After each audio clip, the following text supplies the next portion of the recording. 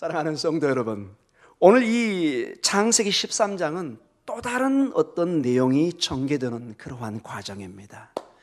자, 우리는 12장 하반부에 아브라함의 굉장히 연약한 모습, 차마 믿음의 조상으로 밝히기 어려운, 심지어 아내를 팔려고 하는, 아내를 넘겨보려고 하는, 순순히 자기의 목숨이 위태로워서 어쩔 수 없는 상황이라고 그러지만 아무리 생각해도 그것은 남편으로서 옳은 행동이 아니었던, 정말로 비겁한, 있을 수 없는 그런 모습을 보입니다. 그러나 오늘 이 모습을 보면은 롯과의 선택에 있어서 아브라함은 점점 신앙이 자라가고 있는 것을 봅니다. 이제 자기 중심의 신앙이 아니라 남을 배려하고 선택에 있어서 얼마든지 본인이 먼저 선택할 수 있는데 누구에게 선택권을 주죠? 조카 롯에게 줍니다.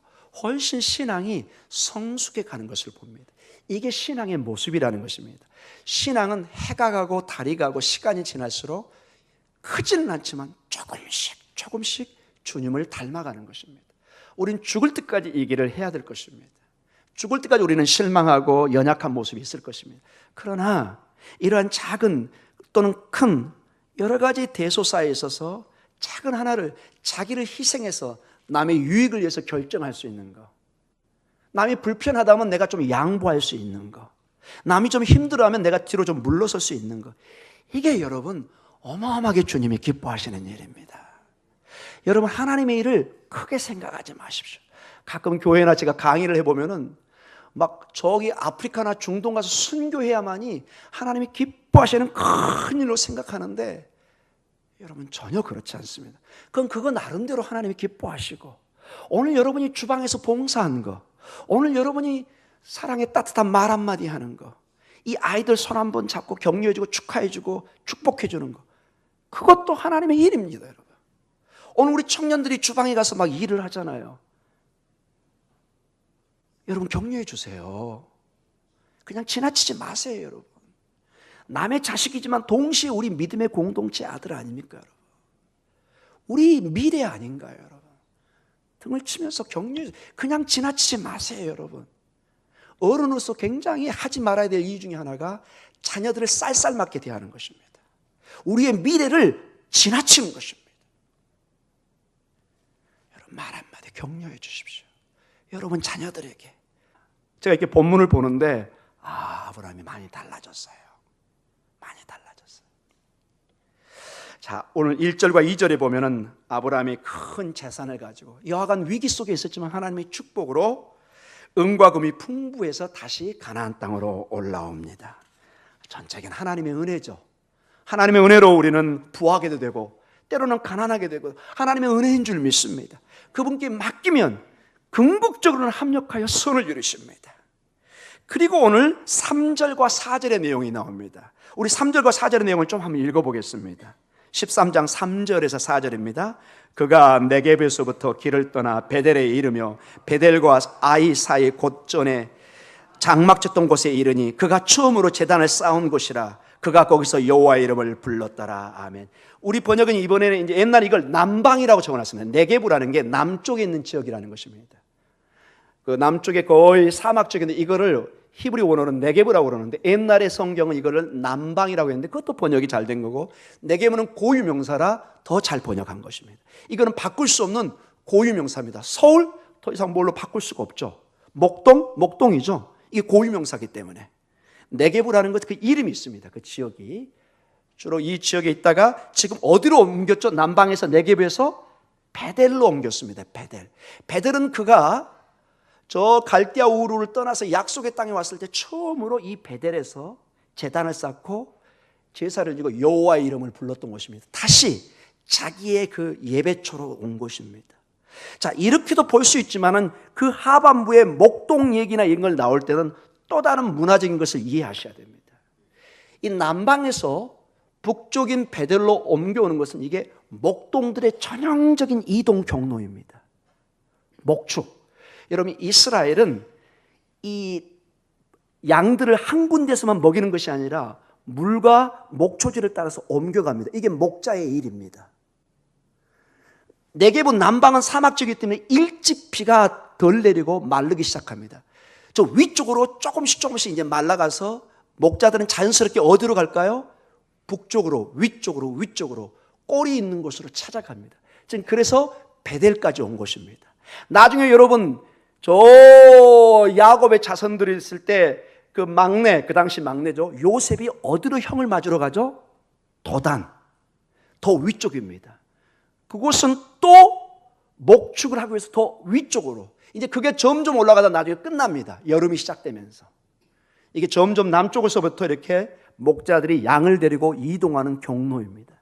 지금 그래서 베델이 하나님의 제단을 쌓고 중요한 그들의 예배체의 상징적 의미도 있지만은 목축을 끌고 가는 목자들이 자연스럽게 이동하는 경로에 있었다는 것도 참고해 보시기 바랍니다.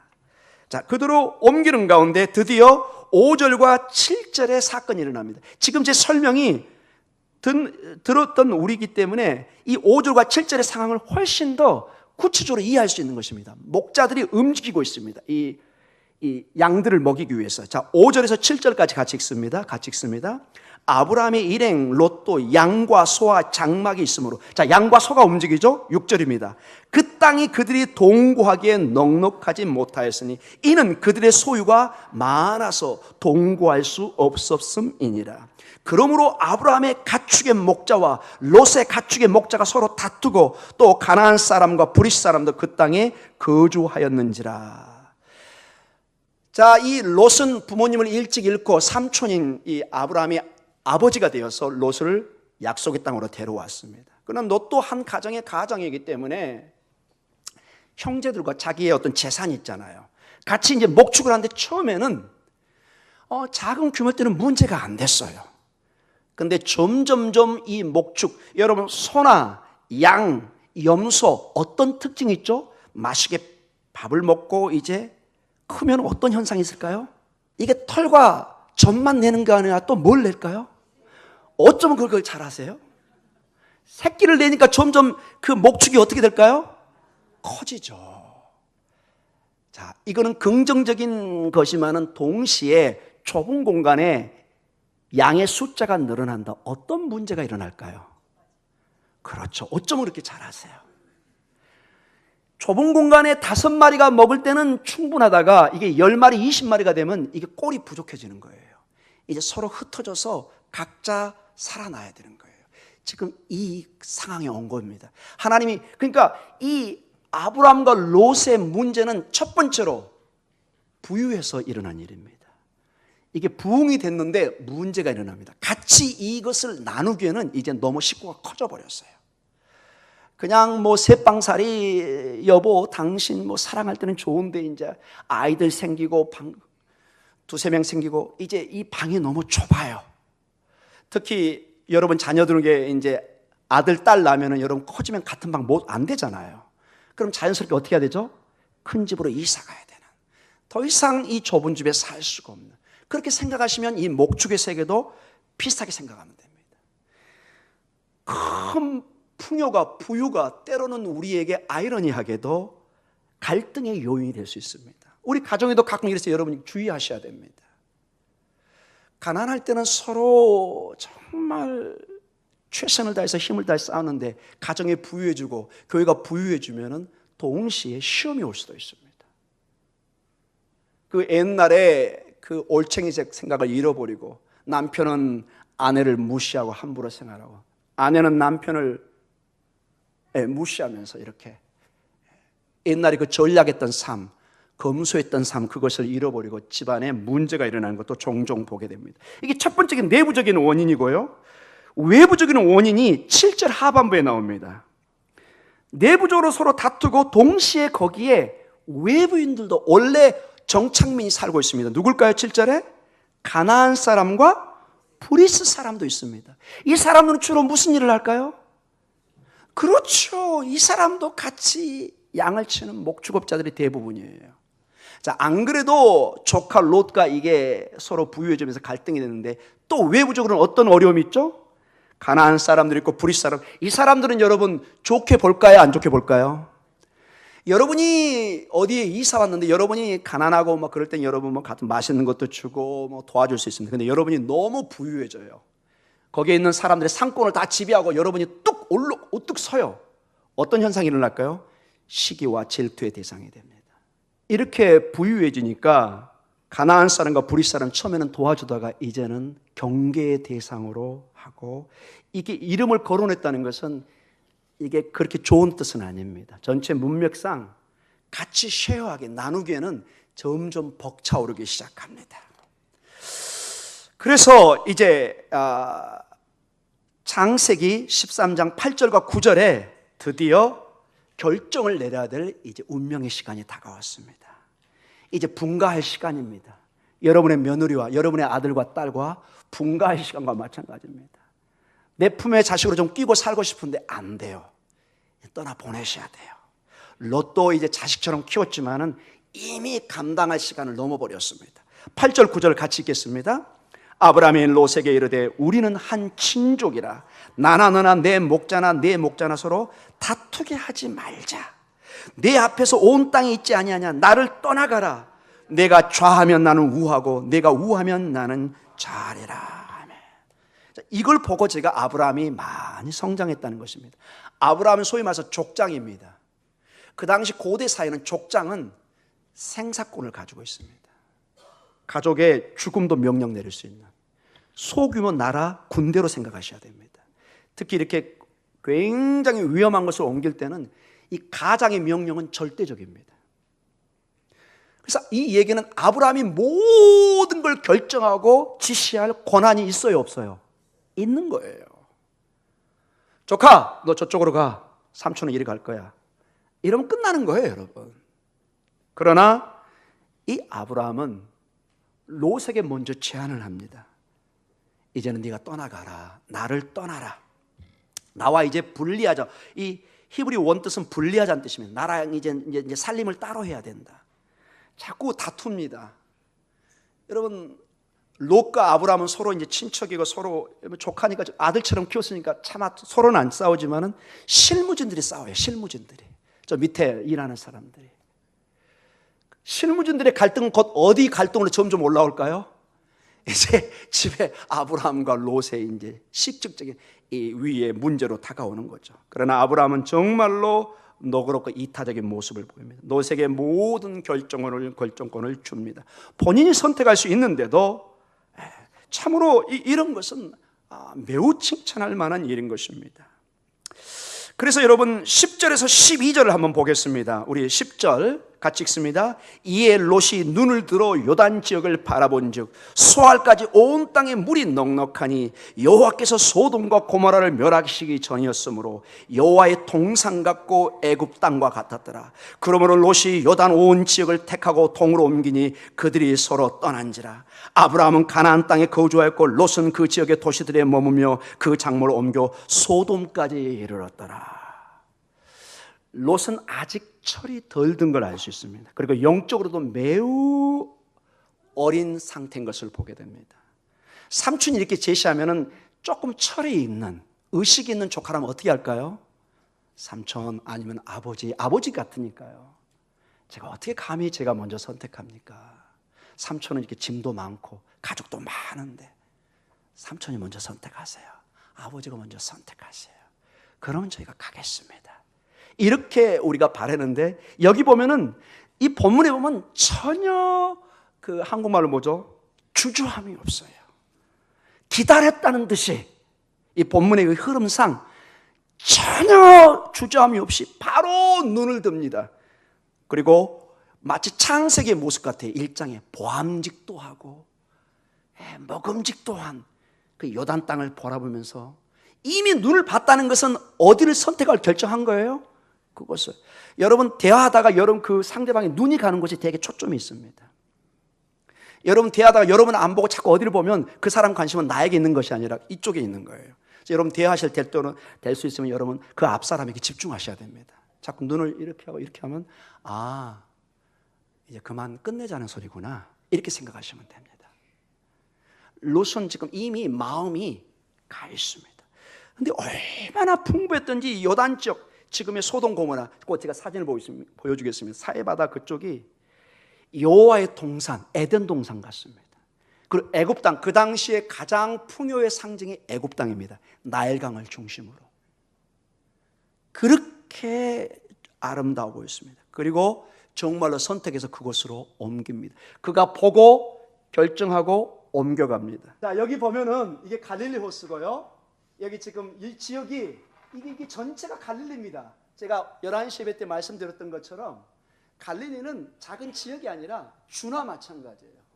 이게 하부 갈릴리, 이게 상부 갈릴리입니다. 예수님은 바로 이쯤에서 기적을 행한 겁니다. 이 주변이 약 2, 3만 명이 살고 있었던 거고, 이 전체가 20에서 한 30만이 살고 있었어요. 예수님 당시에. 그리고 여기가 바로 롯이 바라봤던 그곳입니다. 이게 사해바다입니다. 그 당시에 소돔과 고모라가 있던 곳입니다. 학자들에 의하면 이 사해바다 밑에 소돔과 고모라가 있을 거로 다 추정을 합니다. 지금 이쯤에서 여기 베델이 이쯤에 있습니다. 여기 위에서 여기를 바라보면 왜 이게 가능하냐? 이 베델은 평균 한 800m 고지입니다. 그리고 이 사해바다는 마이너스 400 정도 됩니다. 그 약 한 그러니까 어때죠? 1200m 위에서 이렇게 보는 거예요. 보일까요? 안 보일까요? 보입니다. 이게 어떻게 할 수 있어요? 이제 가보시면 아는 거예요.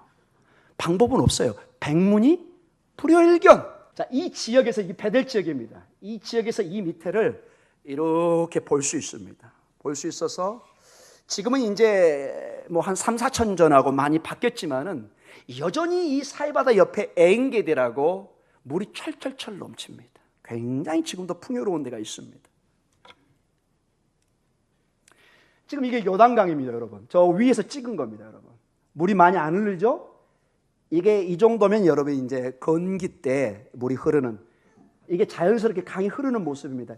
이게 이제 여러분 요르단 지역이고 이쪽이 이스라엘 지역이고 큰 게 평야처럼 계곡처럼 돼 있죠? 이 가운데로 요단강이 흐르고 있습니다. 이 물이 흘러서 사해바다로 내려갑니다. 저 위에 있던 여러분 갈릴리 호수가 마이너스 200, 여기가 마이너스 400이니까 얼마나 더 낮죠? 200이 더 낮기 때문에 물은 높은 데서 낮은 데로 흐르게 돼 있죠. 그래서 요르단이라는 게 요레드, 내려가다 이 뜻입니다. 요르단, 단에서 물이 내려온다 이 뜻입니다. 요레드, 하염 요레드 게셴, 오늘 비가 옵니다. 이렇게 히브리어로 씁니다. 요레드, 내려오다, 단에서, 단은 위쪽에 있습니다. 요단강이 그래서 여기가 있고 요단강이 위쪽에 하나가 있는 거죠. 여기서 헬몬산에 눈 녹은 물이 녹아서 갈릴리 호수로 들어오고 이 물이 다시 200m 낮은 이 사해바다로 들어갑니다. 졸졸졸 흐르는데 지금 이렇게 구불구불한 약 한 300km에서 전체 한 500km 정도 이렇게 내려갑니다. 이거 이제 위에서 찍은 거고요. 얼마나 여러분 그 건조한 지역에 여러분이 그 강이 흘러가는 것을 보게 됩니다. 자, 이렇게 건기 때는 물이 많이 흐르지 않지만은 비가 오는 시기에는 이렇게 물이 철철철 넘쳐서 여호수아가 요단강을 건넌단 말이 실제 있었던 것입니다. 비가 많이 오면은 우리 그 강에 큰 물이 흐르듯이 위험합니다. 여러분 가면 큰일 납니다. 굉장한 물이 흐릅니다. 이렇게 흐르는데 여러분 가면은 될까요? 거짓말처럼 어마어마한 양의 물이 흐릅니다. 예, 밑으로 가고. 자, 이게 이제 소돔과 고모라 지역. 지금은 사해바다인데요. 이게 전체 길이가 약 한 80km 정도 됩니다. 80km. 꽤 크죠? 그래서 이 강에 계속 이 사해바다는 물이 더 이상 흘러가지 않고 너무 더워서 증발만 해서 계속 사해바다가 좁아지고 있습니다. 학자들이 하면 언젠가는 이 사해바다가 다 증발할 걸로 얘기합니다. 바라기는 증발하기 전에 우리 교회가 방문했으면 좋겠습니다. 그래서 지금 이스라엘 정부에서는 여기에 저 홍해에서 바닷물을 끌어들여서라도 이걸 살리려고 계획을 세우는데 이게 어마어마한 돈이 들어서 쉬운 일은 아닙니다. 이 부분이 전부 증발해서 이게 옛날에 여기 다 물이 넘쳤던 곳입니다. 사라지고 있는 이 사진의 변화의 모습입니다. 옛날에 여기까지 물이 내려와 있었죠? 없어지는 것입니다. 점점점 이렇게. 그 다음에 폭이 약 한 18km, 가장 깊은 곳은 396, 400m 정도 깊습니다. 이게 바다입니다, 여러분. 큰 계곡처럼 되어 있었고요. 보이시나요? 이게 요르단입니다. 요르단, 이게 이스라엘 쪽. 이 염도가 30%가 넘습니다. 그래서 여러분 아무리 여러분이 건강하셔도 그냥 누우시면 뜹니다. 전혀 여러분이 힘쓸 필요가 없습니다. 그저 누우면은 이 아저씨처럼 여기에 뜹니다. 수영할 필요가 없습니다.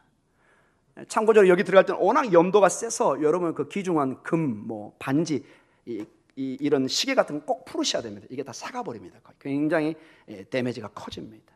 그래서 여러분 세계에서 이렇게 염도가 높은 그 바다가 없기 때문에 다른 식물이 고기가 살 수가 없습니다. 점점 여기는 그 염도가 강해집니다. 물은 적게 들어오고 점점 이 증발은 많이 나고. 왜 그러냐면은 갈릴리 호수 그 물은 먹는 물이기 때문에 이거를 농업용수나 식수로 사용을 해야 돼요. 그래서 물을 안 그래도 비가 오지 않을 때 적은데 또 막아가지고 물을 통제를 해요. 그래서 물이 마음대로 못 내려와요. 그러니 이 사해바다가 받는 양은 적고 여기는 너무너무 덥거든요, 여러분. 그래서 계속 증발이 와서 이렇게 물이 사라지는 그런 모습입니다. 정말 바다처럼 보이죠? 이게 여러분 이게 다 소금기입니다. 이게 전부 다 이 소금들이 이렇게 실제. 그리고 이게 이제 오늘 설교에 바로 연결되는데 롯의 아내의 소금 기둥이라는 것입니다. 이게 물론 아니겠죠. 이게 한 4,000년 지났는데 참고로 제가 비밀을 하나 얘기하면 제가 가이드할 때 기둥 하나 보고 저게 롯의 아내의 기둥이다. 성도들이 무조건 그걸 보여달라는 거예요. 사해바다까지 왔는데 롯의 아내의 기둥을 봐야 된다. 실망시킬 수는 없고. 그래서 여러분 소금 기둥의 특징은 뭐죠, 여러분? 비가 오면 녹죠. 4,000년, 5,000년 지나면서 그게 남아있기는 어렵겠죠. 그래서 저렇게 하나를 들여서 저게 롯의 아내. 저런 기둥으로 돼 있지 않았을까 이렇게 생각합니다. 자, 여기까지 하겠습니다. 예, 감사합니다. 자, 이 지역이 지금 이제 하나님의 여러분 소돔과 고모라 나중에 큰 유황불로 심판을 받죠. 그리고 바다로 변하고. 근데 롯은 지금 당장 눈에 먹음직하고 보암직한 그것만을 보면서 선택해서 내려가는. 당장 보니까 여호와의 동산 같고 애굽 땅과 같습니다. 그리로 옮기고 이 롯은 여기 본문에 보면 단 한 군데도 하나님하고 상담했다는 내용이 없습니다. 기도했다는 내용이 없습니다. 그냥 눈에 끌리는 대로 가서 거기에 정착합니다. 거기 사람들이 어떻게 살았는지, 얼마나 도덕적으로 타락했는지, 내 자녀들이 거기서 크면 얼마나 신앙으로 자라는지 아무런 거기에는 관심이 없어요. 오로지 물이 많고 풍요한 그것만 보고 그냥 올인을 해버립니다. 근데 성경은 아주 무서운 결론을 내고 있습니다. 우리 13절입니다. 같이 한번 볼까요? 13절 오늘 본문의 마지막 절입니다. 같이 읽습니다. 소돔 사람은 여호와 앞에 악하며 큰 죄인이었더라. 정말로 그 풍부한 곳에 가는데 거기에 악마의 덫이 있는 거예요. 롯이 선택해서 정착한 지역은 소돔 근처인 것을 분명히 보여줍니다. 그러나 창세기 저자는 이 도시가 얼마나 위험한 존재인가를 경고해 주고 있습니다. 모세가 이 창세기에 썼다고 우리가 믿기 때문에 모세는 여호와 앞에 악한 큰 죄인이라고 분명하게 이 소돔 지역, 고모라 지역을 묘사하고 있습니다. 이것은 지금 롯이 어떤 믿음의 사람이고 어떤 사람인 걸 확실하게 보여줍니다. 롯은 믿음으로 움직이는 사람이 아니라 눈에 보이는 곳으로 움직이는 사람입니다. 풍요로워 보이지만 영적으로 도덕적으로 타락한 지역을 선택하고 있었습니다.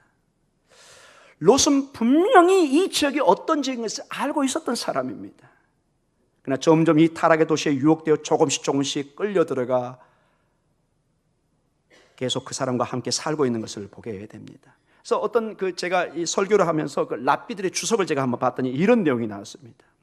롯은 이 지역 사람들을 알고 있었지만은 그들과 함께 사는 것을 전혀 거부하지 않았다. 이렇게 유대 그 랍비 해석가들이 해석을 해놨습니다. 사랑하는 성도 여러분, 이제 결론적으로 말씀을 맞춰가겠습니다. 오늘 롯이 결정하는 결정적인 역할은 육신의 눈에 보기 좋은 풍요한 부분을 본 것입니다. 그는 소돔과 고모라가 얼마나 아름답고 풍요로운지 너무너무 감탄합니다. 와, 에덴 동산 같다. 그 당시 중동 지역의 가장 풍요로운 지역 중 하나인 나일강과 같다, 이렇게 얘기합니다. 물질적으로 너무나 풍요하지만 그러나 영적으로는 심각한 타락한 이것을 보지 못하고 있습니다. 그래서 여러분, 제가 11시 예배 때 좀 강하고 좀 모진 설교를 했던 게, 제가 일주일 동안 이 본문을 연구하면서 오후 설교와 오전 설교가 연결이 돼서 정말 강력히 예수님을 바로 알지 않고 하나님의 뜻을 쫓지 않으면, 우리가 홀로 하나님과 기도하는 시간을, 영적 분별의 시간이 없으면 우리는 99.9% 롯의 선택을 할 수밖에 없습니다. 지금 당장은 풍요로 보고 너무너무 축복처럼 보입니다. 정말 아름다워 보이고 먹음직하고 정말로 가고 싶은 곳입니다. 그러나 그 너머에 얼마나 이것이 하나님께 멀어져 있고 곧 조만간 유황불로 심판을 받아서 자기 아내가 소금 기둥이 될지를 꿈에도 모르고 있는 것입니다. 내 가족이, 내 자식들이, 내 사이들이 딸만 있었잖아요. 얼마나 어려움 속에 처할 건가를 전혀 가장으로서 고려를 하고 있지 않다는 것입니다.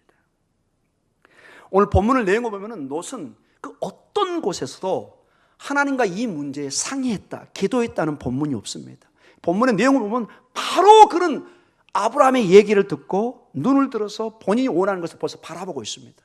벌써 눈을 향할 때 삼촌은 이미 짐작하고 있죠. 아, 조카가 저 길을 선택하려고 하는구나. 아마 만약에 이 롯이 삼촌이 아브라함과 상담해서 아브라함은 뭐라고 얘기했을까요? 조카야, 거기만은 가지 마라. 아마 그랬을 수 있을 것입니다. 그러나 뒤도 돌아보지 않고 바로 옮겨가는 그러한 내용을 봅니다.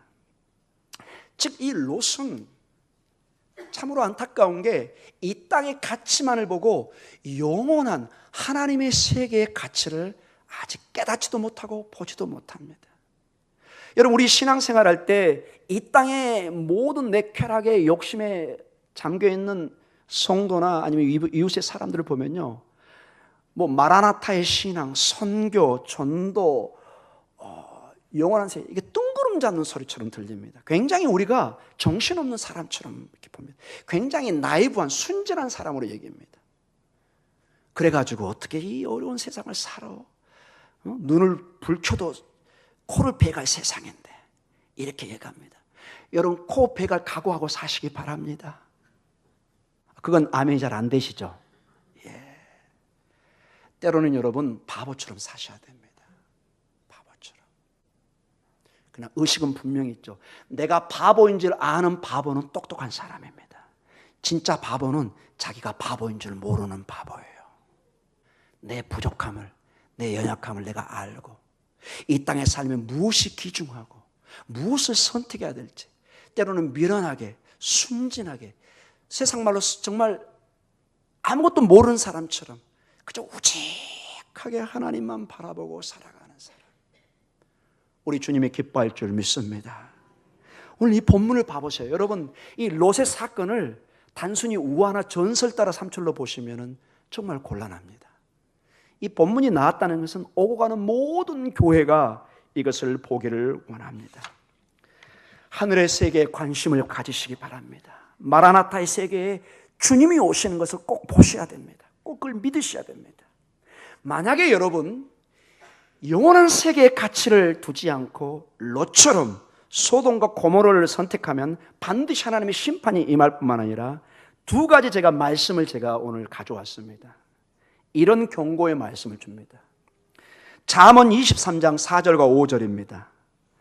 우리 그냥 여러분 한번 적어놓던지 한번 보시기 바랍니다. 잠언 23장 4절과 5절입니다. 이거는 하나님 없이 부자가 되는 그 꿈과 삶입니다. 같이 읽습니다. 부자가 되기에 애쓰지 말고 내 사사로운 지혜를 버릴지어다. 내가 어찌 허무한 것에 주목하겠느냐. 정령이 재물은 스스로 날개를 내어 하늘을 나는 독수리처럼 날아가리라. 제가 이 본문을 보고 깜짝 놀랐어요. 야, 성경에 이런 말씀이 있구나. 하나님 없이 여러분이 부를 쌓으면 어느 날 날개 달치 그 부가 안녕 주인님 하고 사라져 버린다는 거예요.